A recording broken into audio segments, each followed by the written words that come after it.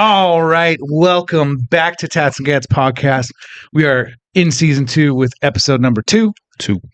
And we are sponsored by Inked Tools. RKB Tactical. And this podcast is now sponsored and brought to you by Rifle Supply in Huntington Beach, California. Shout out to the RS boys. Yes. And we're recording in Rifle Supply Studio. So if you're looking for any guns, gun parts, accessories, all that good stuff, go to Rifle Supply. If you're local to the Orange County, California area, stop by. They're located in Huntington Beach. Ooh, and take good care of you. Cerakote. Yes, make sure you check out their Cerakote. Shout out to Chuck. So who do we got here today, Lee? I have David from Code7Coffee. What's up, guys? Would you like Welcome to the show. Give us a little brief intro about you and your background. And Okay. Also, make sure right up on the mic. Oh, got it. Yeah, All right. get closer. Sorry, we should have Cool. done that before, but we're doing it live. We'll do it That's live. fine. Let's see. A little about me. I started in the Army. I did other jobs and stuff, but I was in the Army for a few years, National Guard after that, airborne infantry guy. With the 82nd Airborne. So are you still in the Guard right now? Are you out officially? I got out. Yeah, I got out when I finally got hired as a cop. There you go. So once I did that, it's hard to do both. My neighbor does both. a couple people do. Yeah, It's hard. I think at our department it's pretty good. It's a little double dipping action. You get something, they'll pay you to do it. I think that helps people that do it. Like, they're going to stay in for that. You're getting double dip, But I just didn't want to focus. I wanted to focus on being a cop and trying to like learn that stuff. And I didn't want to have to keep going and kind of get taken away from that. So, I don't know. What else do you want to know about me? How long you been a cop? Going on 7 years. Awesome. 7 years now. So, it took me a while to become a cop. We were talking about that earlier before this. It took me about 10 years to be a cop. So, Man, that's incredible. Like 10 years of applying? 10 years of almost the only time I wasn't actively applying was when I was in active duty Army. Yeah. So, that's awesome. So about 7 years of actively applying. So many people would not keep going. So if you're trying to do something for that long, you must really wanted to do it. I really did. I think I just, I was drawn to it from a young age, just growing up with no money. And my dad finally became a police officer when I was in high school. And I saw the change that it went from like the month, just from purely financial. That's pretty bad. And then as I got, a little bit older, I was going to the department. I'd go on ride-alongs. I'd do it, like participate in a lot of things.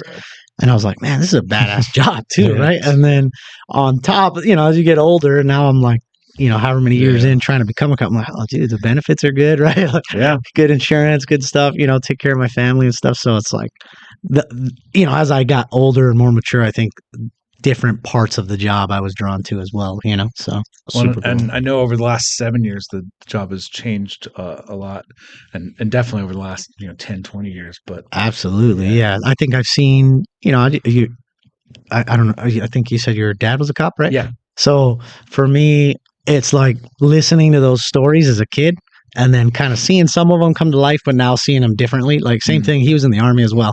And so I'd hear his Army stories and stuff like that. And I'm like, and then when you finally get there, it's like, it's the same, but different. Right? Yeah. Because it's been years, it has passed, right? Those stories you hear as a kid, you build up in your mind as like, they're huge stories. And that's like anything in life, you then experience as an adult. You're like, That's all right. Yeah, exactly. And some of them are cool and they live up to the hype. And then other ones are like, but that's just the change in times on everything from the Army to the police force and stuff. Everything. I've even noticed I've done quite a few ride-alongs with like clients that are cops and stuff, and like first couple, you're like every call, you're like your adrenaline's going, and then like by like third, fourth, whatever ride-along, it's like, oh, I've seen this enough time, even just in the ride-alongs that like I know this call probably won't be anything when I get there, or it might. I don't know. I mean, I think that comes to anything, and I think you guys are into the training with guns, right? So a little bit. You do that enough, and you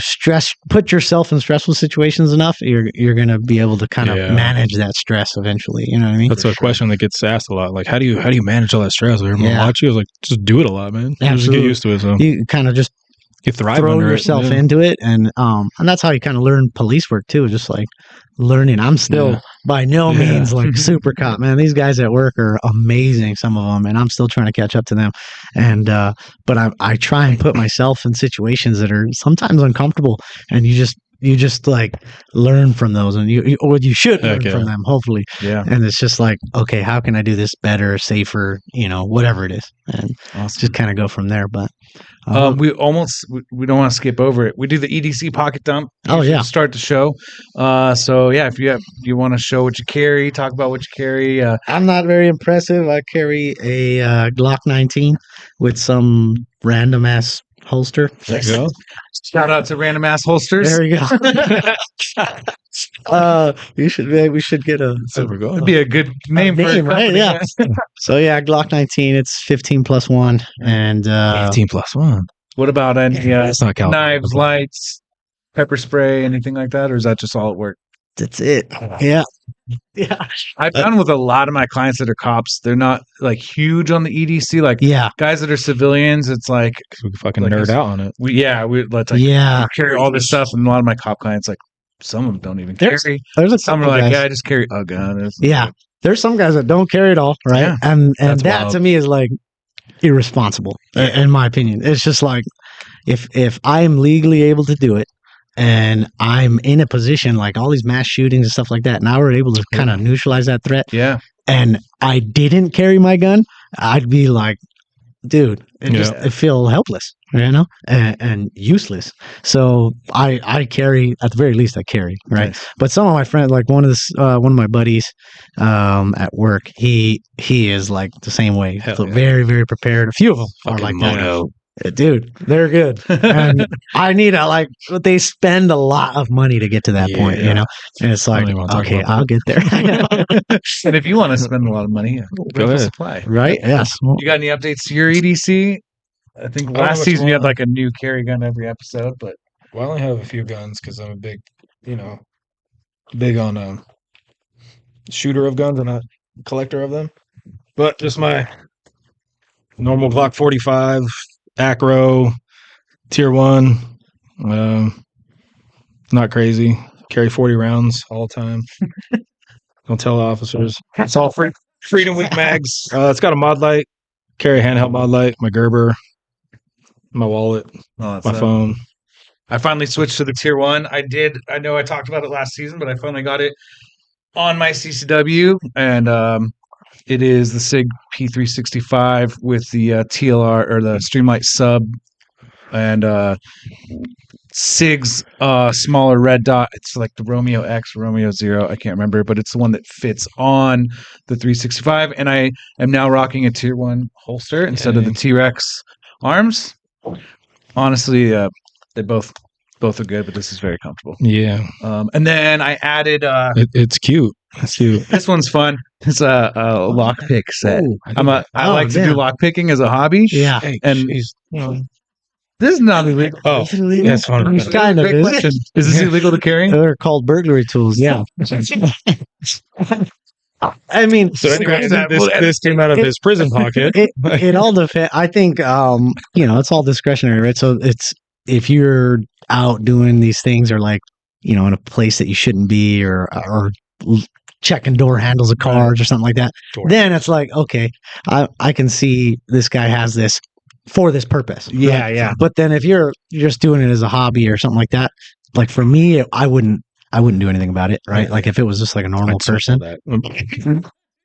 Might be in a little trouble as well as no. It came on my Instagram feed. Like I like lock picking. I'm not going to be a locksmith. I'm not going to be a master lock picker. Not with that attitude. Super fun, and I've really enjoyed the hobby. And then I saw this. I was like, that'd be cool to add. Like, and more so, like if a friend got locked out of their house or like a friend in handcuffs. You don't want to spend a bunch of money on a locksmith. Like I could, and he has locks on his gun case, and just for fun, I was like, let me see. I picked him right away. I needed him in Vegas. I drove out to Vegas to do a class with Triple Feed, and my locks, one of them seized up. Oh, really? Dang. Yeah. So, and then I got still the Surefire stiletto flashlight, and then I carry pepper spray by Palm because I don't want to have to shoot anyone if I don't. Yeah. Have to. Okay, I have a Absolutely. question since you're in law enforcement. Yeah. If you roll up on somebody that has this on them and you go, hey, man, that's not 10 rounds, but I bought them during Freedom Week in April 2019. You're good, baby. Oh, for me. Okay. As long as, you know what I mean? Like, there's different that's kinds of people, what I right? did by- So if I pull over a felon, Yeah. okay, that's like, you different. can't Or some have anything. gangster or some, people that are out to do something not supposed to be Yeah. doing. But if it's a law abiding citizen of somebody just like into guns, I'll just tell them, you probably educate them, right? Yeah. Educate them at the very least, and then kind of send them on their way. Because again, there's only a couple crimes that police officers like shall do something about, right? Right. And it's there's the rest of it is discretion. Like, I'm sure you guys heard of letter of the law, spirit of the law, Yep. kind of things, right? So is it illegal? Yes, but there's so many things that is illegal, but we just kind of educate them and then like go on their way, right? Do you see crime in general, at least in California where we're at, getting worse so that cops are focused more on like, look, I'm not going to bother the person that's, a law-abiding citizen and might be doing something, like technically, like you said, spirit of the law versus letter of the law. Are you guys just busier with like more hard and serious criminals? I think it depends where you work. Unless you're CHP. Yeah. Shout out to all the 10 tickets. Thank you. Yeah. Exactly. Always count on Lee to like make it a little controversial. Some people, that's their entire job, 100%. right? It's like- And CHP's entire job is traffic, Yeah. right? They don't deal with domestic violence. They don't deal with all these other things. Rarely, I should say. Yeah. They're like, that's not their primary focus. They get the pursuits. They get a lot of pursuits. They get all that stuff. So that's where they're in their academy. Their driving training is amazing. But if their focus is traffic, they're going to give stupid So tickets. bad. Right? Stupid tickets. And I'm like that guy that gets pulled over. Like, I got a 10 ticket probably like 6 years ago. Yeah. Driving to work. It's like 6 a.m. I get rolled up for 10. I was like, bro, are you really that bored? You're pulling me over at 6 a.m. for 10? Yeah. I was like, I'm just going to have my base CO sign off on this. This is kind of a waste of time. He's like, are you really telling me that? I was like, yeah, because that's what's really going to happen. And he's like, okay. And then I just went and had to sign off. And it was just like, I was like, this is all pointless. I don't understand why he would say you're really telling me that. But Just I doesn't make passed sense. in the fast lane and he's like 5 lanes over on the 91 on the shoulder Yeah. and like came after me. I was like, I'm just going to work. Sometimes you get bored, man. Well, where do you work? Where'd you get all those tattoos from? I was like, work for the government, going to base. Like, Dude, so people get upset about that, right? And they say like, oh, they're bored and they do anything. You know how the Unabomber was found? How? Expired tags, 100%. Yeah. right? A stupid traffic violation caught this guy, Yeah. right? And it's a bunch of like high profile people have been found Because with the of just dumb dumbest shit. things. And then some of them have just been identified like once they're identified, oh man, he came through here because he got a ticket, Like fucking. right? Donner. Oh, yeah, yeah. from That's how they- whoever, right? That's how they found Donner. So exactly. So they shit. find a lot of these high profile people for dumb things, right? I mean, criminals aren't smart. yeah, exactly. So they try. They try to be. And some of them try really. Some of them are really good at it. Strength in numbers, man. But You know what I mean? Like there's more in a police force than just you. So Yeah. resources, money.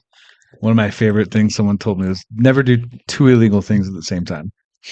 two illegal So like don't things. speed and Like if you're, let's So if say you're speeding and you're tinting windows. transporting, a firearm that was California compliant, I would have my tags up to date and Yeah. tint on my windows by the speed limit, right? Oh, like, I'm tinted and probably speeding. But that's why I preach to everybody. No soft bags, hard cases with locks require warrants. actually, all right, we have a perfect person to ask. If you don't mind. No, I'll ask away. I don't know all the damn laws. I on promise this we stuff. will talk about coffee. No, But it's nice when you have a resource of on the information other here. side. yeah. So- Shenanigans. Then this is all, of course, hypothetical. Yes. If someone were to have, let's say, a rifle that was not California compliant and was on their way to the range, Uh-huh. I've heard suggestions from different people, like separate the upper and lower and take the bolt carrier out of the firearm, have it in a locked case. But realistically, I know from my dad being in law enforcement, if you get pulled over by a cop and they want to search you, They'll get. it's pretty easy to find a reason. So what? I don't think I can ask you to give advice on how to do something illegal, huh? But this incident just happened to Kawa. Oh, I did. That I day heard. before we met up at that CCW Yeah. thing where I think he got pulled posted a over. story on it. Yeah, he posted a story about it. Where he got pulled over by CHP, brand new officer, and he wanted to search him, and he was like, "No, get a supervisor." No, he's like, "It's locked boxes, hard cases with locks." He's like, "No," and they ended up having to let him go because they called and like the warrant was like 8 hours out, and they were like, "Nope." Wow. Dude, I don't know if I'd write a warrant on a traffic stop. Wild. Like, Yeah. try. Like it was just like a brand new dude. He's like, "Dude, I get it. You're new." He's like, "I can tell." And then as soon as his like sergeant got there, he was like, "Dude, let him fucking go, man." Yeah. Like, what are you doing? And there's a lot of He's like, "Don't you know who this is?" Like, yeah. And I mean, good for the newer officer, Yeah. right? To try. It's a chess game, man. You got to think like, how can I get in this car, right? Right. And that's it a depends smart on dude, what it is. though, bro. So usually, like for me, if somebody, I'll ask him. There has to be a reason why I'm asking him that I want to go in the car. Something like did bad feeling, was something looks odd or whatever. But I'll ask, right? And if they tell me no, now I'm looking for a reason. Because why don't you want me to go in the car if you're doing everything legally, right? It's like, man, now my suspicion just goes up, right? And I'm just kind of going, all right, how can I get in this car? How can I get in this car? And sometimes it's the dumbest little things, right? No driver's license, right? It's like, okay, get out of the car. So let's just say, let's play an experiment here. You pull me over. I have a lockbox in my car. I can see. He looks like a serial killer. Yeah. So glasses. I have my CCW. You pull me over. Hey, a lockbox that I can see. I have my CCW here. I am carrying. Here's my license. Here's my CCW. And then you say, I stopped you for this today. And then it gets to a point where you ask if there's anything in the car. Do I disclose that there's a locked box, or if you see it in the trunk, hey, what's in that box? Oh, it's locked. I don't consent to searches. Like that feels uncomfortable to say. Yeah, I mean, I wouldn't. You're like, I'm gonna need backup. Honestly, I wouldn't even bring it up. No, you know what I mean. Like I have some friends that are cops that I feel are just fucking stupid, but they look when they get pulled over, the first thing they fucking say is, "I have a gun in the car." It's like, how about you start with, I'm a police officer, off-duty police officer. Oh, yeah. Right? You know what I mean? Because I have a gun in the car. It's like, okay, what the fuck? Right? Like, why are you telling me this? Yeah. It should be, hey, like you said, I'm a CCW holder, right? Yeah. Cool. Like, right there. For me, I feel like, all right, this guy's into guns. He probably has a gun, right? But I'm already assuming these things off of the CCW holder. I don't think, why say, oh, I also have this and I have this and I have this, right? I assume it off the bat. You know what I mean? And then again, I feel more comfortable with someone like that telling me I'm a CCW holder just because I know their mindset on guns. Yeah. You know what I mean? They've been through background checks. They've exactly. Yeah. So renew it every 2 years. They're probably for me, I'd be more comfortable with them. And be like, all right, cool. Probably can't shoot or hit you if anything did happen. You're okay. Right, that too. And but I still give commands of like, all right, cool. Now I know you're CCW. Don't be reaching places you shouldn't be reaching. Right, and so I'll tell them like, I will shoot you if you start reaching around. I will shoot you. And they're like, all right, cool, right. Shoot. And it kind of raises it a little bit, but it's a serious thing. Like, okay, because if you're a CCW holder, you're gonna abide by all these laws, right? But I've said it to cops too. When you find yourself in a situation with police, okay, now you're not doing this stuff like however the hell you want. You're gonna do it the way I'm telling you to do it. You know what I mean? Yep. And that's even if it's another cop. I had this deputy. He was just in some stupid situation over a house, family drama, and the realtor was there, and they called it in like a burglary in progress, right? And so I get there. That's my first thought. It's a burglary in progress, right? So then I get there. I see him fighting on the street. So now I'm like, I'm in it now. Like I usually try and wait for a backup officer, more than one. Right. But I'm like, oh shit, they're like, I'm right here. So I'm like, fuck, dude. I come in, I get out. I have my gun out and I start giving commands. Everybody listens, thank God. And so they all sit down, and I'm like, all right. He immediately tells me he's an off-duty deputy. Right? I'm like, awesome. You have your gun on you? And he goes, yes, sir. I said, okay, if you reach for your gun, I will shoot you. And he's like, copy. He doesn't fucking move. So, and because again, it's like, you found yourself in a situation, right? And now that'd be kind of embarrassing. I'm pulled into it, exactly, right? So I'm pulled into it not because I want to be. Like something happened here, and now I'm here, right? Yeah. And so I really try and like, be very honest and like I tell them exactly what.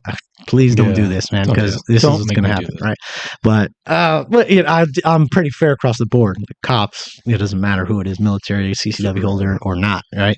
It's like, this is what I'm going to do. Don't do this, or I will do this. Right? Pretty rare. I mean, most of my clients that are cops said like it's rare for them to actually pull someone over with a CCW. Well, they don't live in Riverside County. There's 44,000. What the sheriff said, 44,000 CCWs since he's been in office. Orange County's around like 10,000. Yeah, I haven't. It's not. I don't think I've ever pulled anybody over with. No. Well, I mean, CCW. in certain areas, like you're not legally, like you don't have to tell them. There's certain areas like LA County you have to. CHP, I think you have to. Orange County, you have to. Orange County, Riverside, you don't have to tell them anything. Okay, which is kind of weird. It's by your issuing. Well, no, I think it's California across the board. Certain areas, like it's so weird. It's not legal advice. And also, there's so many. We're laws. retarded. Don't trust us. There are just so many laws on the stuff that it's hard to keep up with it. I was like, get pulled over, hand it like your CCW with your license, just give it to the officer. Like, make it easier on yourself. Yeah. But I've had people like where I live, they do a lot of DUI checkpoints. Yeah. So it's like, go see your license. So I just give them both, and like I've had two separate occasions where it happened. I love going through those, by the way. And like you can tell, like there's like a veteran cop where he's like, "All right, you got one, I got one. Let's just keep them holstered." Copy. There you go. There would be like a younger officer. I'll never forget this one. She was like super, super, super green. She's like, "Do you have any firearms in the car?" I was like, "If you look at that car right there, ma'am, you could see." Yes, I do.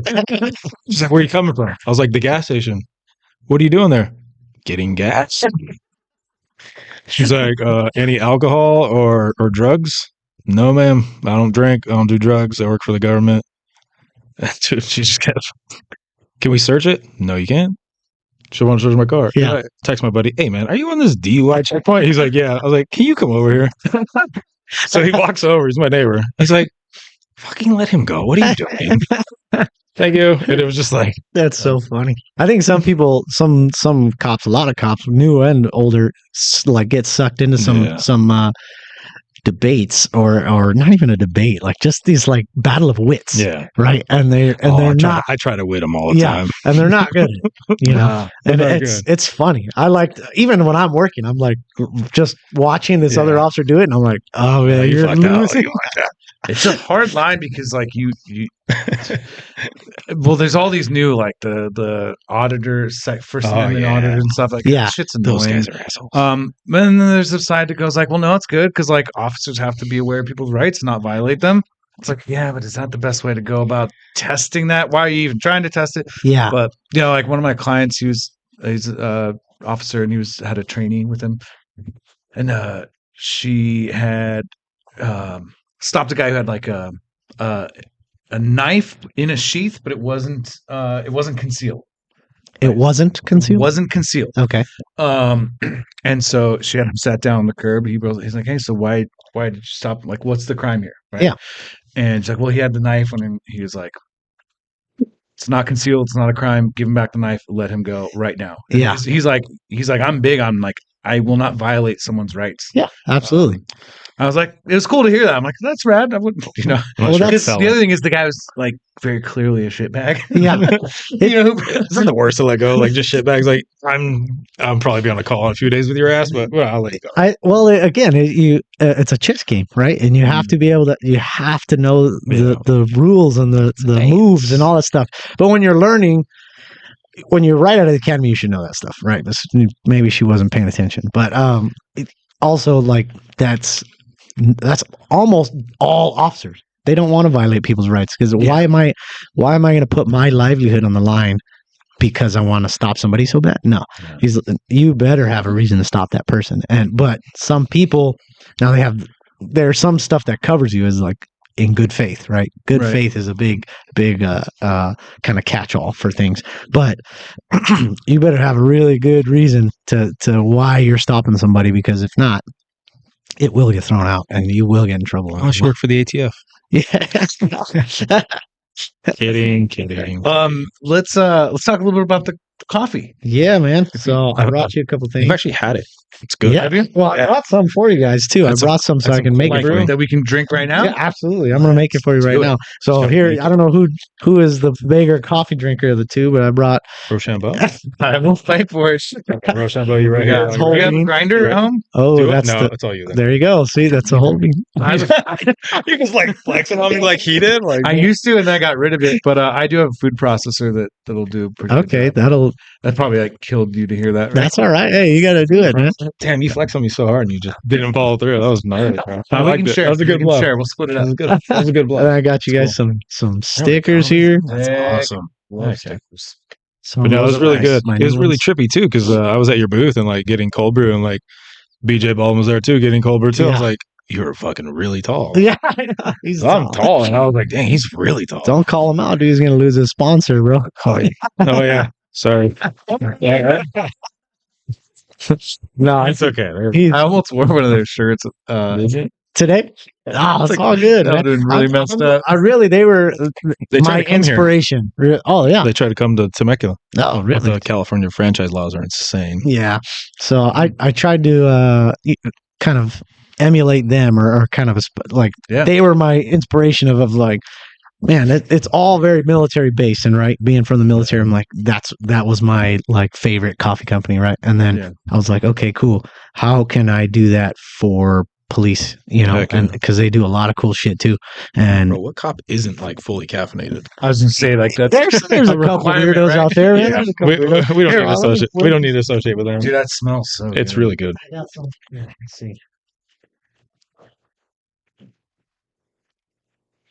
Yeah, it was like at a big event. We were all like, the day was getting long. The food lines were Oh, long. yeah. Hit this, and I was like, let's go. Yeah. Yeah. It was like a 23-hour cold brew. When I do mine in a French press, and yeah, if you couldn't hear because he's not on the mic, so it's a 23-hour cold brew. When I do my French press, yeah. I'll let it sit for like if I can let it sit 30 minutes, I'll let it sit 30 minutes. I like it that strong. I just have a question. Yeah. How do you have that much time? So now when I wake up, well, I wake up way earlier than I start work. My first appointment's either at 10 a.m., 11 a.m., or 12. So that's lunchtime for normal people. Yeah. So I eat at 11 before sometimes my first tattoo, but I'm up at like 6:30 and then I'm at home. So I'll like start the coffee then, I'll work out in the garage, I'll get the kids ready, and then before I hit the door, I hit the plunger And you wanted to give all that up to be in law enforcement to have a set schedule of never being home. And I was like, you know, yeah, no, there's silver linings, bro. there's I told you, I perks, for told sure. him about that. Like This guy was- his schedule's so rad. I love it. He was super helpful. Like when I was kind of like bumming on the, is it going to happen? Is it going to not with the cop thing, And I was talking to him on the phone. It was like 10 o'clock. And I was at home with my kid because I didn't have an appointment till noon. And he's like, hey, man, like you have a rad schedule. You have a rad life. You get to set your own schedule. Like be grateful for that. And it really did help change my perspective where I was like, It's really cool. Yeah, I mean, if his kids like- will thank him. yeah, I don't have benefits and I don't have retirement, Retirement, yeah. all those cool things that come with being in law We're just gonna enforcement. work till the day we die. We don't need to retire. That's all right. Buy nods, buy guns, train. There you go. Finance. So you guys how do you like your coffee? black. Sweet, Black? sweet like I know me. you like it sweet, right? I do. I'm a sweetie.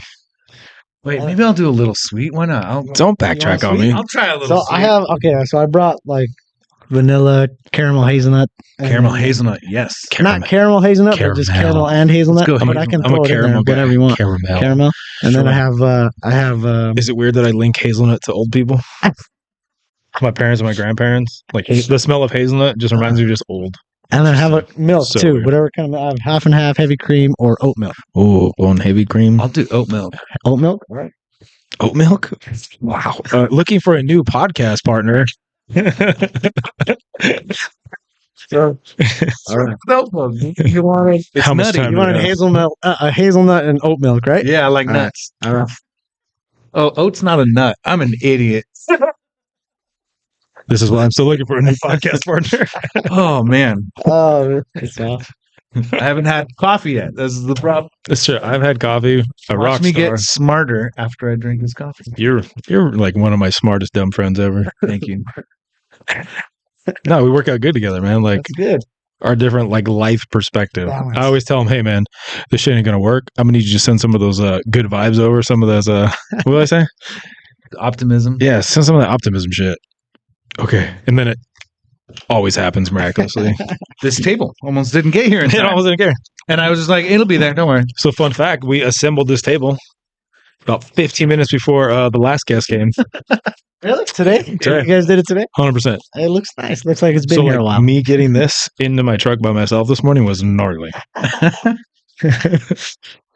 Oh my Lanta. There you go. Oh my god. That's his. Look at that. That's me. Yep. This is you? Yeah. That's oat milk? That's oat milk. Oh, there you go. Excited. And so I can't open a straw without doing this.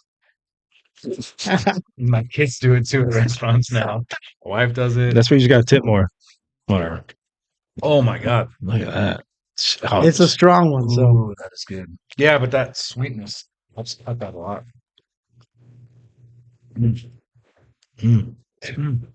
Tats and Gats coasters.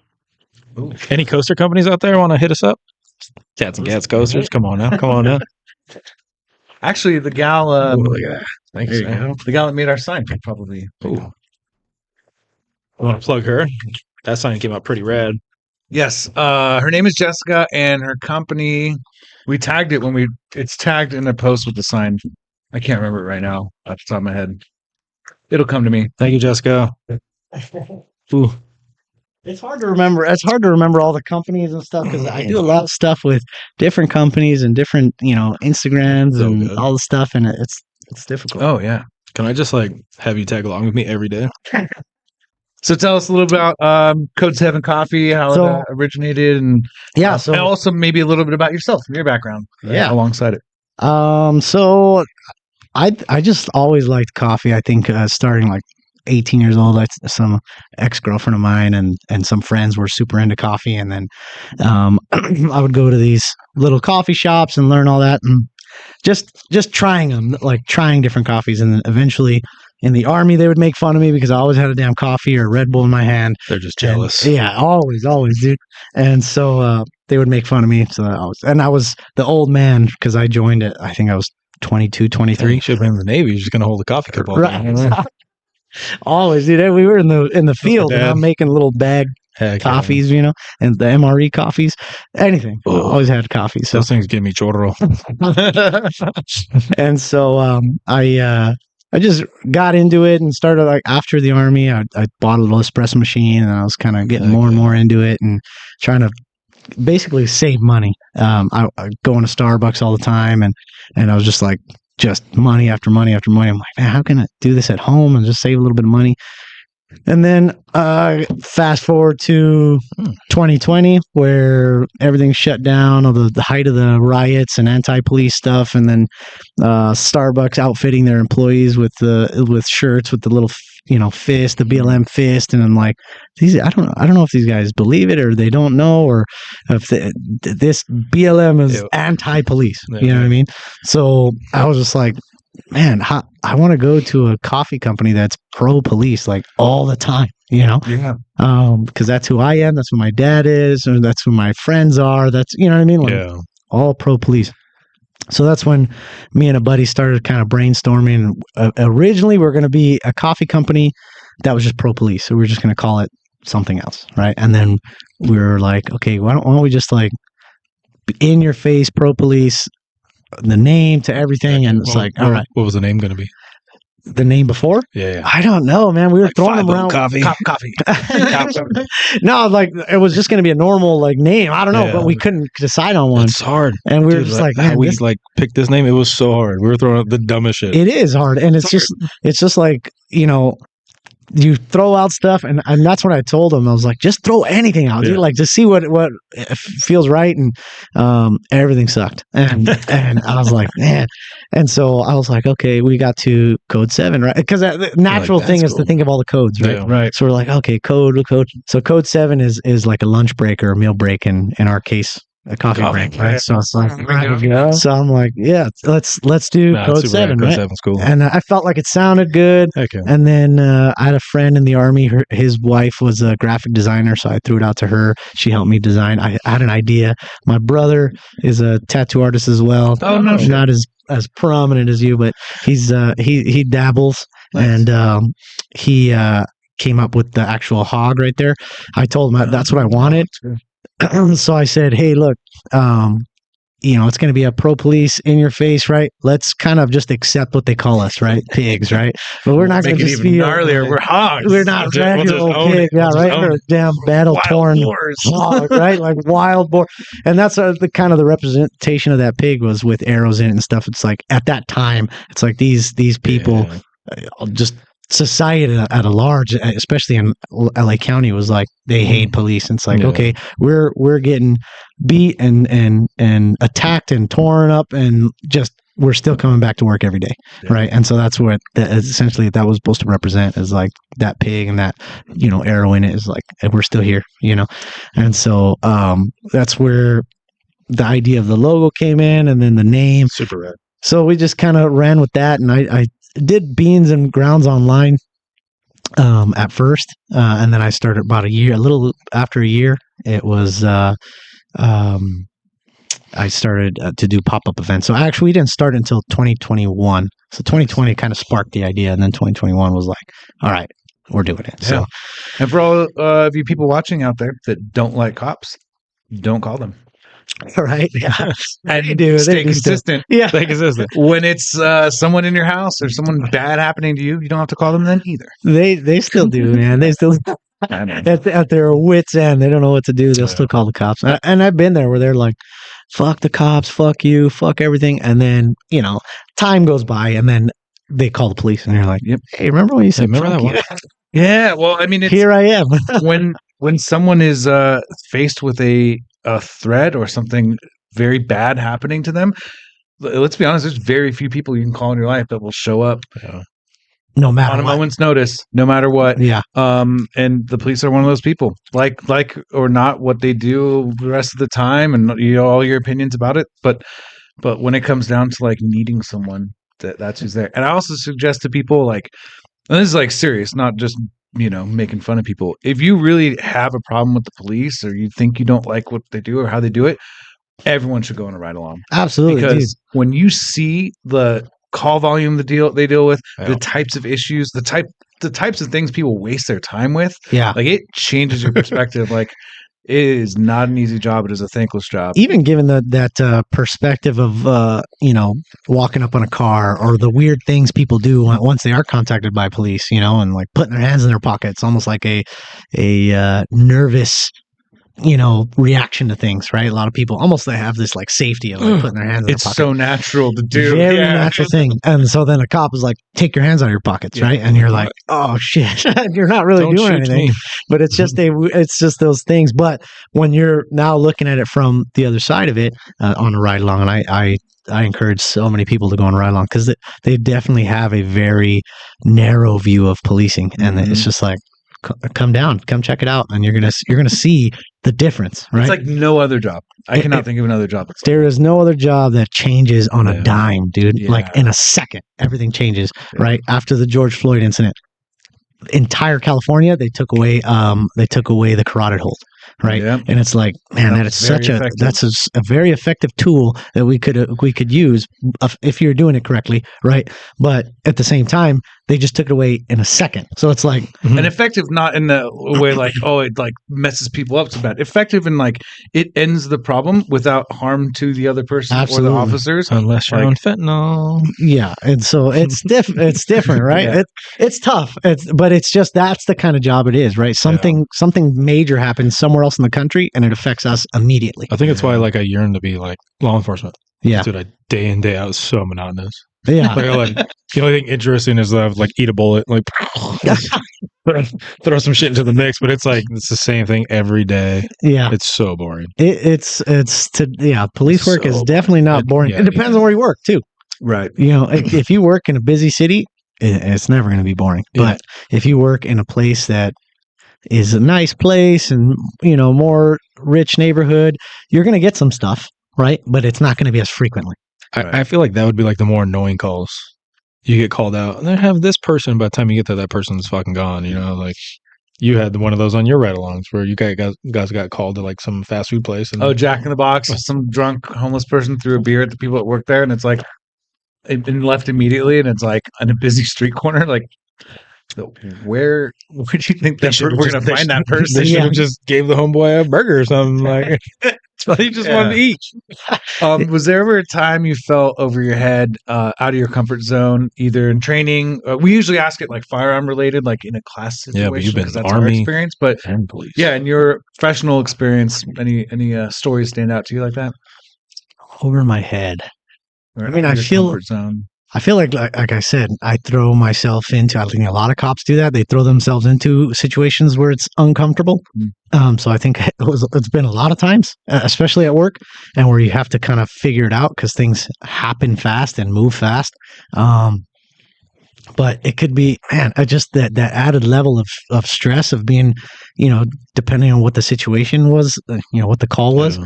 I mean, it's hard to pick out one specific thing. It's like when people ask you, like, "Oh, what's the worst call you've ever been on?" It's like there's so many. Right. I'm sure. I get that with tattooing. People, what's the craziest tattoo you've done? It's like when you work in a walk-in street shop weekly, daily. We have a joke right now. Like one of our guys every week is getting a drunk walk-in of like some wild, crazy story, and he's like, "Oh, is it going to happen today?" Yeah. When I get my one for the week. It's crazy because there's just been so much of just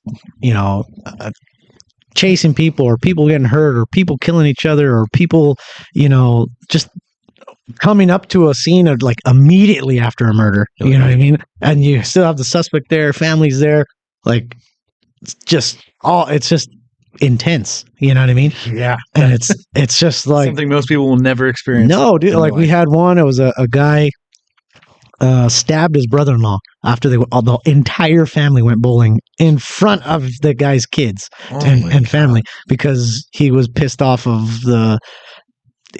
that he cheated on his wife, or he cheated on his sister, right? Mm-hmm.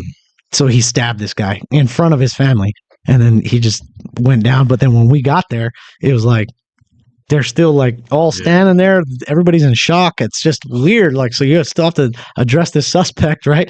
Those and then like, kids, dude, it was nuts, right? And so it's just, you manage through it, you get through it, and but you have to rely on training and all that stuff. And that's where it's like training is crucial, especially in police work. I wanted to ask about that. My clients that are in law enforcement, some train a lot. Yeah. Some train the minimum. I was curious what your thoughts are on that, like from a cop's perspective when it comes to firearm training. Firearms training, I think it's extremely crucial because if you're going to get in a shooting, which is not very often, right? It's some people do it a couple times in their career. Some, like my dad's, never been in a shooting in his career, right? And so it's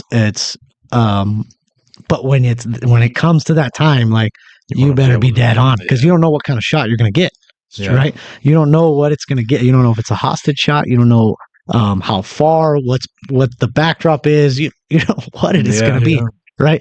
So you don't get to pick that scene, and so the more training you have on that, the better. And so I'm one of the firearms instructors at work. Oh, cool. And we have to qualify these guys every guys and girls every 4 months, and some of them like, oh my god, man! You can tell they're not training between the 4 months. Oh, absolutely not. That's the only shooting they get. Yeah, that's wild. But like that would have been me, honestly, if I didn't. I'm on the SWAT team as well, so it's like if I get to train that much, you know what I mean? Because I'm on the SWAT team, I'm also a sniper on the SWAT team, so it's like I get to do these things more frequently than them, right? That's super awesome. And so it costs a lot of money to do that stuff. So I wish departments actually paid for people to do that stuff, because then I think people would go more often. Yeah. So there is a company, Project Blue Line, that does free training for law enforcement. Really? Blue Lion, right? Project Blue Line. Yep. It's funded by Howitzer Clothing, Mr. Pro Law Enforcement. So all the bunch of good local instructors like Mark Ackenbeck with First Defense, Rick from Achilles Tactical, Yeah. Donovan with Point One Tactics. They're all instructors for that.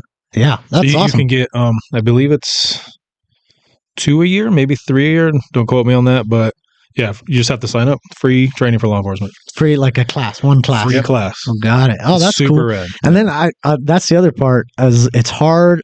I try to take things from everyone, right? I try and if I'm going to a class, I try and learn what I can, and kind of okay, that's not useful or whatever. Especially when it comes to civilians trying to teach police tactics, right?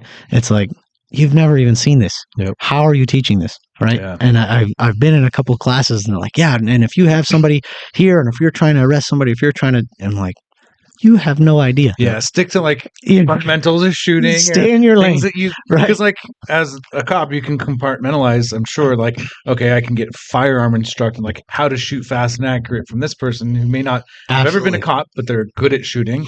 But yeah, when it comes to like how to arrest someone, I probably want to learn it from someone who's arrested someone. Right? Exactly. So, and that's what, so I'll go to these classes that are put on by civilians or even military, because it's completely different. Yep. And it's just like, okay, I'm going to take what I can and then apply it over here. You know what I mean? And maybe tweak it a little bit. And so, which is, it's still good. It's still good to be out there shooting. You know what I mean?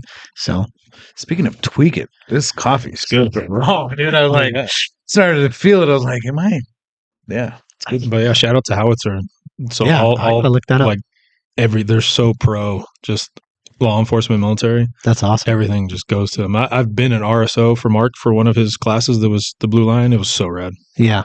Just to see it, people just out there on their own time getting it. So absolutely. Yeah. But he has a bunch of guys. Like I met up with a bunch of San Diego SWAT dudes. They came up to take his class, and they were like, "Hey, Mark, who's that guy?" It was me at the end. They're just giving a run for their money, and now like we create this like friendship, like little competitions. Every time we take class together, I'm like, "I'm gonna fuck you up today.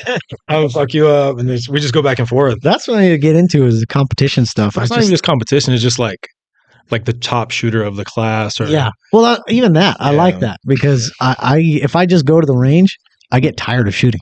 I'm just like, I'm done for the day. Yeah, I need like some type of structure. Just because in the Army we shot so much, so much, and I think it depends on your Army experience, right? But in where I was, they did a lot of range time, and it's just like I've shot my AR so long in one specific time that the barrel of my rifle was glowing red. Hell yeah, that's a lot. It was a lot. Like bright red. You're like, okay, that's enough. And it's like, gee, because we had to get through some ammo, right? And they're like, there's only a small group of us, and we're shooting all of this ammo.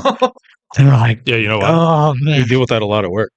Really? Because the paperwork to fucking return it is a nightmare. So like, they'll be like, a couple of the salty chiefs, like they'll have a bunch of stuff, and they'll be like, "Is there really a document with like 2 rounds on it?" He goes, "Not anymore." Throws it in the ocean. Like straight up, like it's so much paperwork. So they check stuff back in. They'll make us and shoot it all. Yeah. And if we sat there and shot it all, it's like like finding you with cigarettes when you're a kid, man. You're gonna smoke the whole thing. Yeah, you're smoking the whole thing. You smoked this whole box of ammo. That's awesome. Do you have any tattoos? I do. I'm not showing, obviously, but I have some on my arm, my side, my chest. Nice. I did it, most of them in the Army. Okay, cool. Just with my buddies and like Born to Kill. Yeah, no. I was actually I had to explain them all. Oh, so when you get into the police work, you're like, well, what is this, right? So one of my tattoos I got was my dad's badge number, but it looks like an area code, right? So they're like, what's this? What's that? Right? On top of that, right? That was before the Army, and then on top of that, I got California across my chest, right? And it was because in the Army, my squad, we were all from California, so we were like, we're all Mexican and all from California. So we're like, and because there wasn't very many Mexicans, right? And not many people from California. It's all good old boys from the South, right? And so it's like, okay, let's go.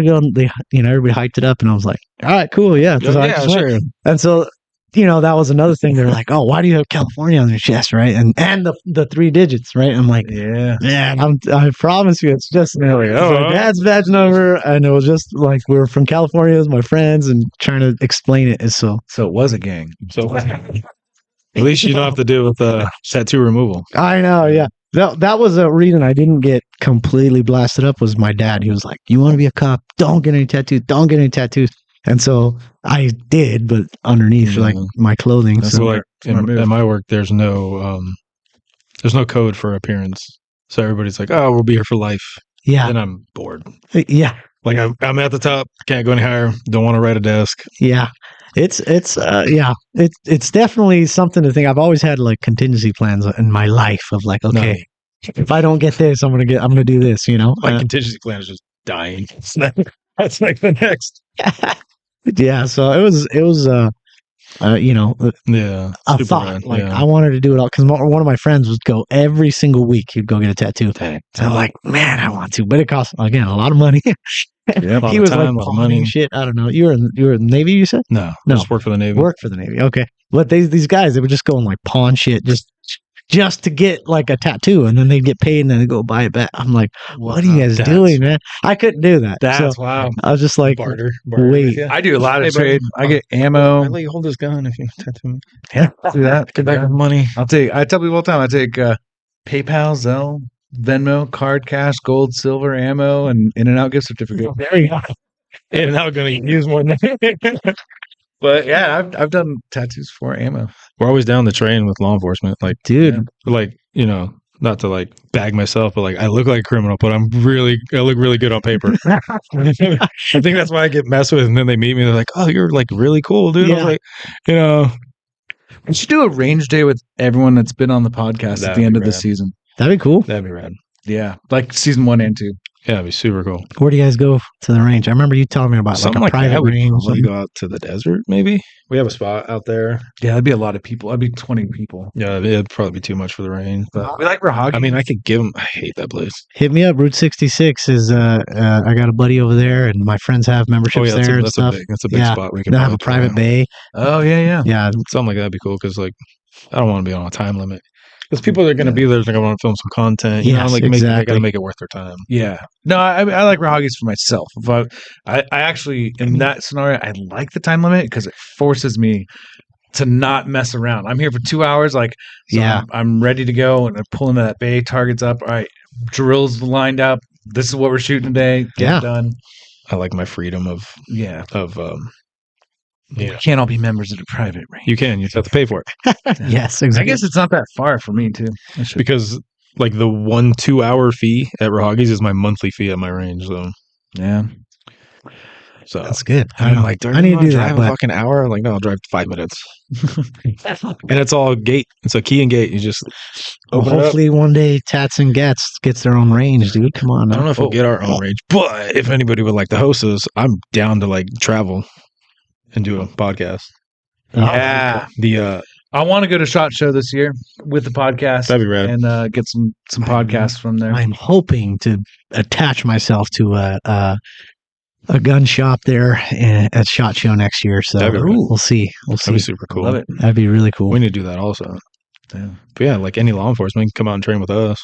I've got a question, and then I think we probably have time for the final question. Is it already that time? Jesus, yeah. And again, I like asking these similar questions to different people, different backgrounds, because it's going to be a different answer based on your perspective. We always ask, what's an underrated aspect of training that you see people ignoring that they shouldn't? That's obviously going to look very different for you from a law enforcement perspective. So I'm curious your thoughts on that. I think in regards to shooting, especially, I think there's so much stuff that you can do in training for law enforcement, right? But I think one of the most underrated part of it is actually pulling the trigger, right?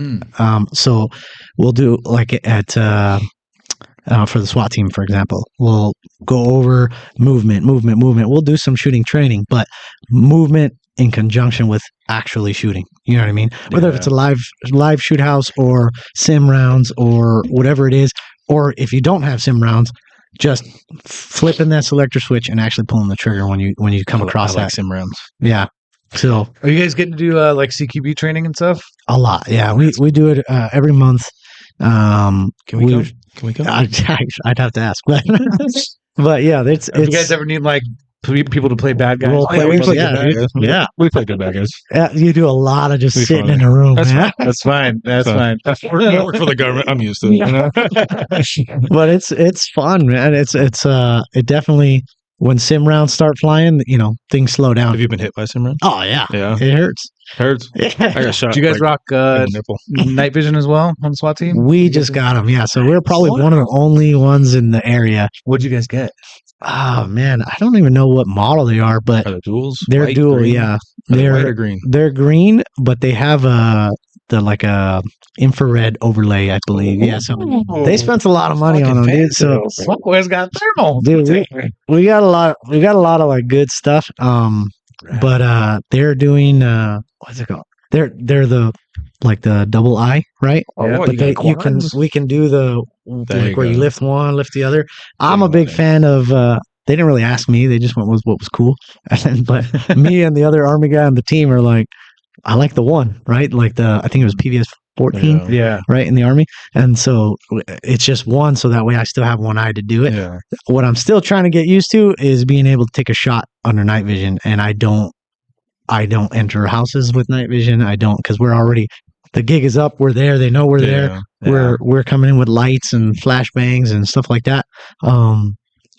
Is it probably I'm not- because you were on the PVS 14 for so long? With why? Like you don't like shooting with it? Yeah. So we don't have lasers yet. Only a couple guys have why. lasers, right? That's why. That makes sense. But I did practice with it with our guns and our setups and everything. I can take an accurate shot with that night vision, but it's just my depth perception's off. Yeah, It because comes to target identification, right? yeah. Under night vision is difficult. You know what I mean? It's pretty clear, but at the same time, what if it's not, Yeah, right? And it's because like, shooting, tubes through tubes is dumb. yeah, It's hard. But if you're just with the laser, and then get a laser, we'll get you. I got you. I got an extra one for And you. you're in hallways type. now you add that, right? So if you're in it's- hallways and sofas and Yep. chairs and everything, and you're trying to come around corners and trying to process that whole room, and you're looking through night Yep. vision, it's difficult. And then if somebody pops up over here and you're looking over here, And let's be It's- honest, it's the hard. houses you guys are going into are not going to be perfectly clean like a shoot house. Yeah. Like I just watched Yeah. a video. This guy ambushed like 3 different cops in one string. Like guy pulled him over, he ambushed him. I think all the cops survived. One got hit in the vest. The other got hit in the vest, and I think the third it was SWAT guy got hit in his flashlight. okay, But the final, it was SWAT guys going into a garage, and this thing was like a hoarder status, like what the? stacked up Yeah. to here. And he was like literally like hiding almost behind or in a pile of clothes and trash. yep, So it's like, yeah, you're not going to be in like Home you're going to be in like management. tight spaces. Yeah. but those are the trainings you want right there too. Yeah, Like yeah. you simulate that.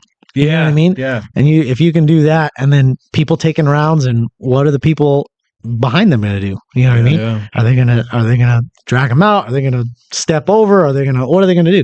And but if you're not That's good already training. mentally preparing yourself for something like that, then you're failing yourself. Failing your team. Yeah, it gets hard. We just took a MVG class at night in a kill house. yeah. Night vision CQB class. All the walls were black, so it And there was just very little sucked like up any light. overhead light. So Yeah, and it was a good- exactly. good test of your tubes too. I was like, you're like, whoa, we, it was gnarly.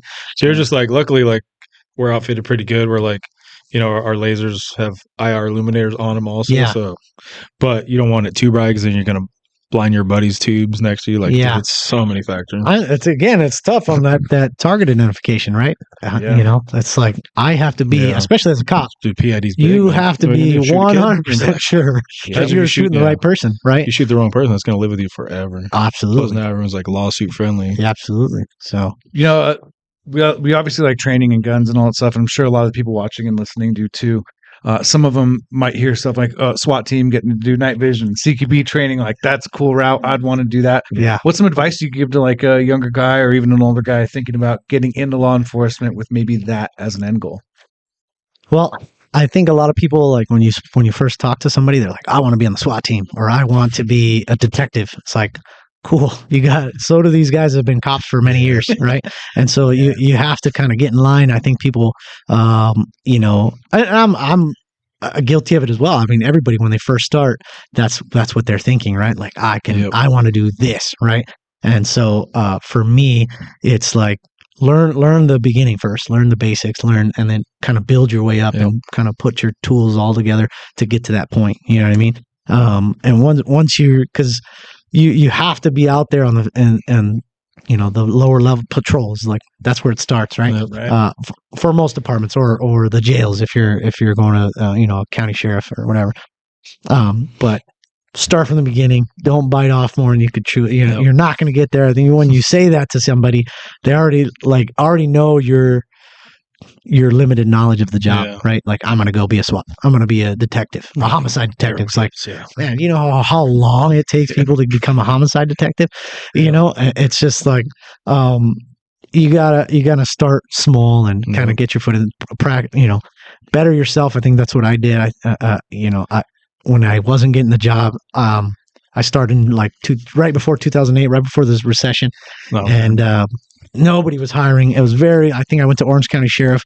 They had 2 positions, 800 applicants, right? So it's like, it was very difficult to get a job, and I was nobody, right? I was like, who am I? I didn't finish college at that time. I didn't do anything. It's like, better your resume to make yourself more marketable so that these police departments are going to want to hire you. Like, that's why I joined the Army. I wanted to always join the Army. It just helped me do that. And that's when I went to school. I got my bachelor's degree, my master's degree. I kept going and training and doing other things to better my resume. You know what I mean? You got a rating, disability? I do, yeah. Is it 100 yet? No, no. They don't want to give me a rating for my back. I have degenerative disc. I'll send you contact info. Yeah, please. Guaranteed everyone gets 100% through this guy. Everybody that I work with, like 20 people, I've seen it happen. Dude, I'm crazy. I've seen it to people who haven't even deployed. Oh, dude, yeah. I've seen it. Some guys just have 5 jumps in the Army, and they get their back covered, everything. I legit have many jumps, deployed, everything, and they won't rate my back, and I have an Army doctor saying that it happened in the Army. Yeah, you need that. I'll send you that info. Yeah, dude. That guy has gotten 100% to some guys who never left their first station, never deployed. Yeah, insane. But I mean, you did all that work, might as well get it. Plus the kickbacks, 100%. It's a lot of money right now. Your property tax kickbacks, your fast track kickbacks. True. I'll send you that info. That dude's a magician. Absolutely. He just takes his cut out of some of your back pay. Yeah, dude. I need it. Take it, because then that's for life. So I know I'm all messed up, so I need it. I think it's $4,000, 100% right now. Jeez, maybe more with dependents, dude. $4,200. I'd be able to dump some more money into this coffee company, dude. I mean, you need it, man. So should we do our final question? Yes, final question is a good one, big one. A lot of different answers, but a lot of similar answers. Okay. When it comes to America, what do you think our biggest threat is? Our biggest threat? Yeah.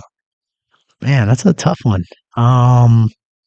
I think I've listened to a couple of your podcasts there, and everybody says ourselves, right? Mm-hmm. Which is, I think, so true, because I think people just have lack of perspective.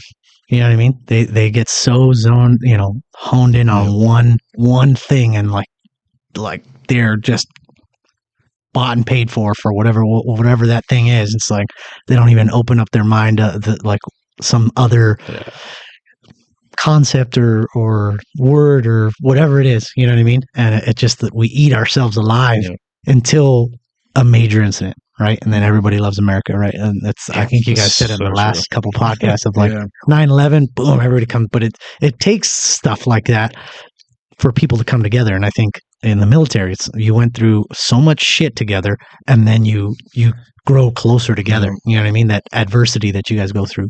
So I'd say ourselves, you know what I mean? That's probably our biggest threat. And, I think every great nation's downfall comes from within. What's scary to me is I thought the COVID thing would be the thing that brought us together. It wasn't. I thought maybe even the BLM, George Floyd stuff, somehow be a thing. Every single big thing. COVID was the trial run for the alien scare coming. You saw that video? You saw it. It's kind of but you know what I mean? It's like, yeah, you're right. Those things traditionally bring us together, but we keep having big things and we keep still getting divided. So it's like, dang. I wouldn't even say those were things, because it just, those things separated people. That's what I'm saying. I think COVID should have been a thing that theoretically in a, is a thing that happened to everyone. Dude. Regardless of your opinion about it, Split families.